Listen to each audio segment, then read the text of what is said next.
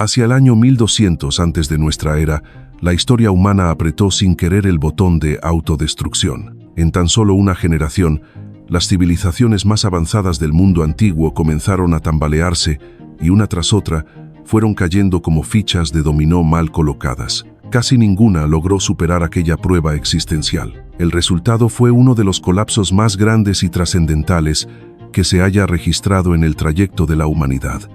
Su magnitud solo puede compararse siglos después con la caída del Imperio Romano. El viejo mundo se vino abajo y con él también llegó a su fin la Edad de Bronce. Lo más desconcertante de todo es que, aunque las consecuencias fueron enormes, las causas siguen siendo un misterio borroso. Se han propuesto muchas teorías, algunas con bases sólidas, otras no tanto, pero hasta ahora nada es concluyente.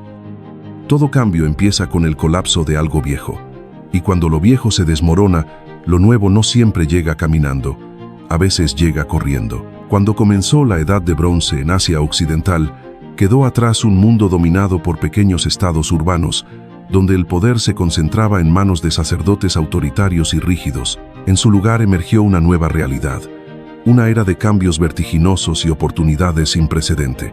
De pronto, enormes imperios aparecieron en territorios donde antes apenas había aldeas conectadas, nuevas formas de gobernar, regiones nunca vistas, avances tecnológicos y costumbres innovadoras surgieron casi simultáneamente. La agricultura mejorada generó excedentes de alimentos, lo que permitió la expansión de ciudades bulliciosas, llenas de diversidad y comercio. Estas urbes ya no vivían aisladas, sino que se integraban en una red activa de intercambio internacional, muy diferente al pasado encerrado en sí mismo. Para finales de la Edad de Bronce, las potencias del momento eran Egipto, Chipre, los micénicos, el Imperio hitita, Asiria y Babilonia. Sin excepción, todas enfrentaron una profunda crisis alrededor del año 1200 antes de nuestra era. Y en solo una generación, la mayoría desapareció. A comienzos del siglo VII antes de nuestra era, el rey de Ugarit, una ciudad costera del Imperio hitita, envió una carta desesperada al monarca de Chipre. En ella, comunicaba que una flota enemiga había llegado y estaba arrasando sus ciudades, quemando tierras y sembrando el caos. Toda su infantería y carros de guerra estaban desplegados en la ciudad de Kat, la capital hitita situada a cientos de kilómetros tierra adentro. Mientras tanto, sus barcos se encontraban estacionados en Luca, en la costa del mar Egeo, también muy lejos. La carta continuaba con un tono urgente. Las naves enemigas estaban haciendo estragos, y el territorio había quedado completamente expuesto. Rogaba ser informados si aparecían más barcos enemigos, para intentar prepararse. Los hititas prometieron enviar refuerzos, pero llegaron demasiado tarde. La última misiva que salió de Ugarit relataba una escena devastadora. El ejército había sido derrotado, los campos de grano incendiados, los viñedos destruidos y la ciudad saqueada. Mientras tanto, Chipre no estaba en condiciones de ayudar. También sufría ataques. Varias ciudades costeras importantes fueron incendiadas y muchas comunidades del interior simplemente fueron abandonadas. Personas adineradas enterraron sus pertenencias con la esperanza de regresar cuando pasara la tormenta. Nunca lo hicieron. Grecia vivía un escenario distinto, aunque igual de inestable.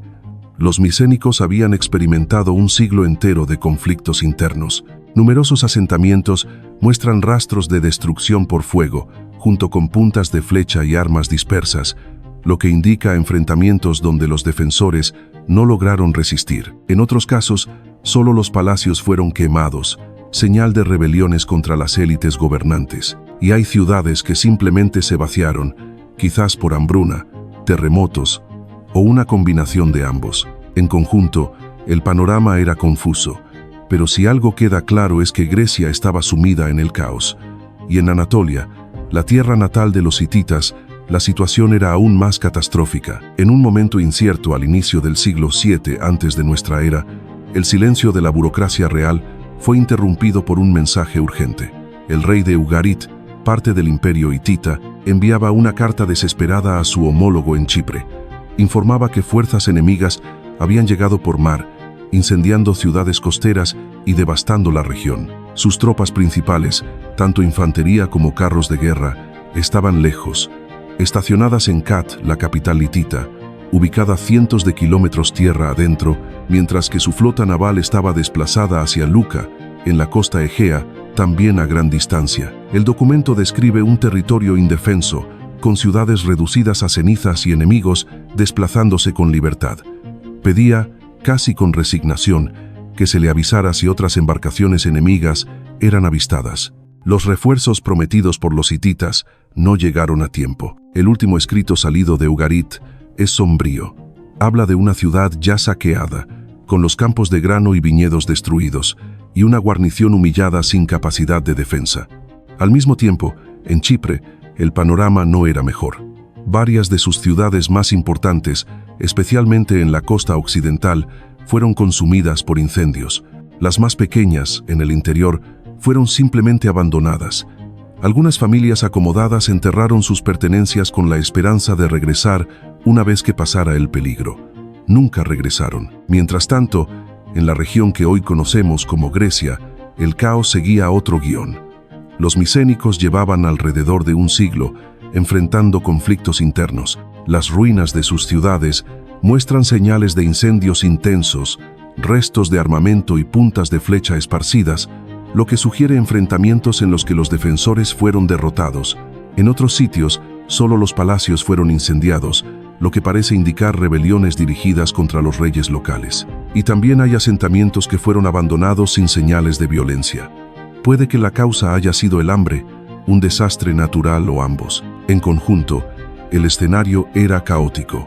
Y en Anatolia, el corazón del imperio hitita, el panorama fue aún más severo. Las evidencias arqueológicas apuntan a que casi todas las ciudades importantes fueron destruidas parcial o totalmente, en especial las ubicadas en la costa. Entre ellas, la legendaria Troya. Excavaciones recientes revelaron muros con puntas de flecha incrustadas y rastros de incendios en la ciudad. Más hacia el interior, el misterio se profundiza. La capital hitita, que pocos años antes era protegida por las tropas de Ugarit, quedó deshabitada. Años después, también sería invadida y reducida a ruinas. Durante mucho tiempo, esta cadena abrupta de colapsos regionales no tenía explicación clara. Los historiadores sabían que había ocurrido, pero no cómo ni por qué. No fue sino hasta finales del siglo XIX que los descubrimientos en templos egipcios ofrecieron una posible respuesta. En Medinet Habu, un templo en la orilla occidental del Nilo, se encontró una inscripción del faraón Ramsés III. Allí se relata que Egipto había sido atacado por grupos foráneos provenientes del mar en varias oleadas durante 30 años. El texto egipcio describe cómo estos invasores, originarios de diversas islas, arrasaron territorios enteros. Ninguna tierra podía resistir su embestida. Se movían con determinación, destruyendo a su paso, con la convicción de que sus planes triunfarán. Los egipcios intentaron identificarlos, pero no con precisión. Los historiadores modernos les dieron un nombre funcional: los pueblos del mar. Hoy se considera que estos grupos formaban una coalición amplia y suelta, compuesta por pueblos del Mediterráneo, de Sicilia, Cerdeña, Creta y la costa Egea, aunque quizás también de otras regiones. Eran culturalmente diversos. Algunos usaban tocados con plumas, otros cascos con cuernos, otros más simples gorros de cuero. Algunos vestían túnicas, otros faldas cortas, y algunos luchaban incluso sin camisa, pero todos compartían algo. No venían como invasores convencionales, sino como migrantes. Llegaron con familias, bienes personales, animales y herramientas en barcos y carretas. Las razones que los empujaron a emprender esta migración son complejas y se abordarán más adelante. Para cuando los pueblos del mar alcanzaron Egipto, casi todas las civilizaciones de la Edad de Bronce habían caído. Los micénicos en Grecia, los hititas en Anatolia, los cananeos en el Levante y los estados en Chipre ya no existían como potencias organizadas. Algunos territorios más alejados sobrevivieron un poco más, pero su debilitamiento tras la caída de sus vecinos los dejó vulnerables. Lo que probablemente no imaginaron los pueblos del mar era lo efectiva que sería su campaña. Desde el Egeo hasta Egipto, ningún ejército logró detenerlos. Para entender por qué, es necesario hablar de cómo se hacía la guerra en esa época. En Asia Occidental, la guerra durante la Edad de Bronce giraba en torno a una pieza clave: el carro de guerra. Aunque en sus inicios servía solo para transporte, con el tiempo se convirtió en el núcleo de la estrategia militar. El diseño típico consistía en un vehículo ligero, tirado por 2 caballos, tripulado por un conductor y un arquero. Estos carros podían desplazarse al doble de la velocidad de un humano corriendo, y el arco compuesto que utilizaban permitía disparar con gran precisión, potencia y alcance. Este arco era tan eficaz que podía penetrar hasta 7 centímetros de metal, una hazaña impresionante para la época. Un grupo de carros bien entrenado podía destruir un ejército mucho más grande. Sin embargo, mantener un carro era costoso. Entrenar caballos, fabricar componentes artesanales y reemplazar piezas dañadas requería recursos considerables. Perder un solo carro podía cambiar el rumbo de una batalla. Por ello, los carros iban acompañados de infantería barata, lanceros y arqueros, cuya función era proteger a los carros durante la batalla o rematar a los enemigos cuando estos estaban vulnerables. Hacia el final de la Edad de Bronce, los imperios estaban atrapados en una especie de carrera armamentista de carros, y entonces llegaron los pueblos del mar. A diferencia de los ejércitos tradicionales, ellos combatían a pie. No dependían de carros protegidos por formaciones rígidas.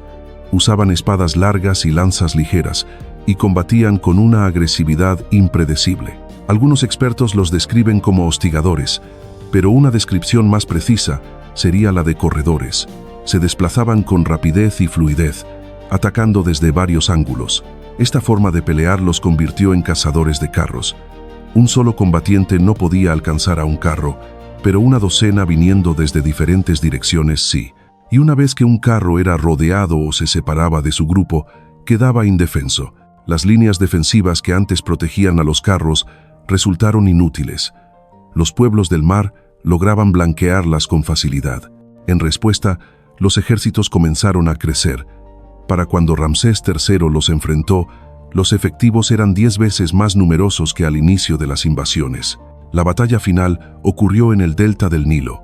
La inscripción en Medinet Habu muestra una escena majestuosa. Filas de lanceros y arqueros, el faraón liderando sobre los cuerpos de los vencidos y, por supuesto, carros de guerra destacados, pero sin protagonismo. La lucha decisiva ocurrió entre infantería.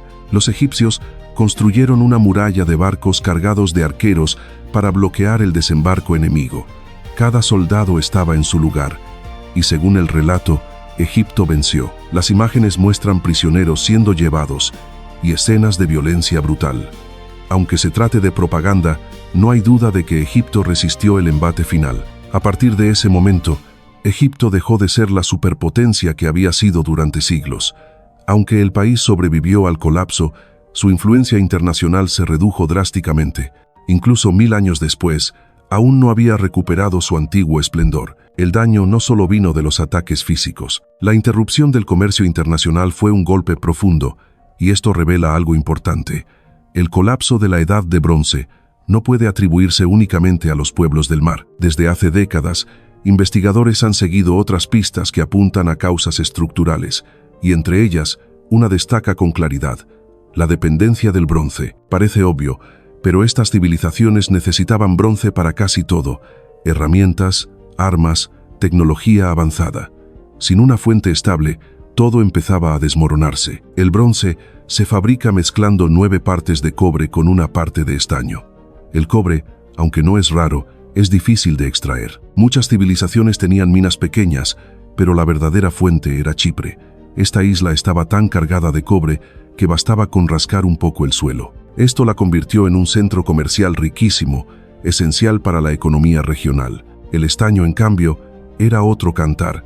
Es uno de los metales más escasos y su distribución en la tierra es bastante desigual. Había una mina minúscula en Anatolia, controlada por los hititas, pero producía poco. El siguiente gran yacimiento estaba en lo que hoy es Afganistán, a más de 3000 kilómetros de Chipre.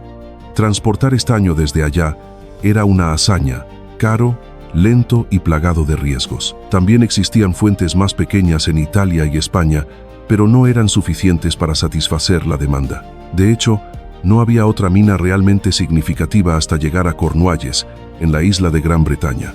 Y por sorprendente que parezca, hubo quienes hicieron ese viaje. Era peligroso, sí, pero quienes lograban regresar volvían cargados de fortuna. así que cualquier interrupción en esta compleja red de suministro significaba una sola cosa: el bronce dejaba de estar disponible. Y sin bronce, pues, no había edad de bronce. Según algunas interpretaciones actuales, los ataques de los pueblos del mar no solo devastaron ciudades, sino que interrumpieron rutas comerciales fundamentales. Esto ralentizó la producción de bronce y debilitó a los estados que dependían de él. Se formó un círculo vicioso: a menor comercio, más vulnerabilidad, y con más vulnerabilidad, más ataques. A medida que los estados de la Edad de Bronce colapsaron, el escenario se volvía aún más desesperado. Pero todo indica que la historia no termina ahí.